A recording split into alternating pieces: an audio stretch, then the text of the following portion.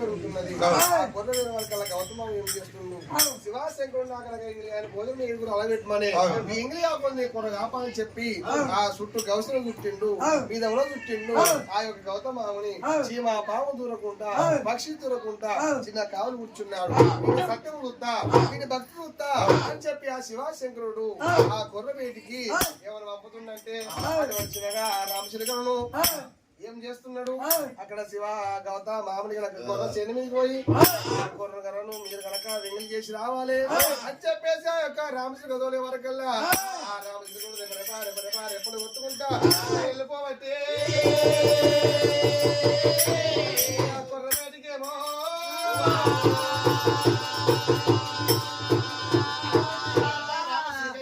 వెళ్ళిపోతుందమ్మా రామశిల్క వెళ్ళిపోతుందమ్మా సిలుకో నా రామశిల్కో సిలుకో నా రామశిల్క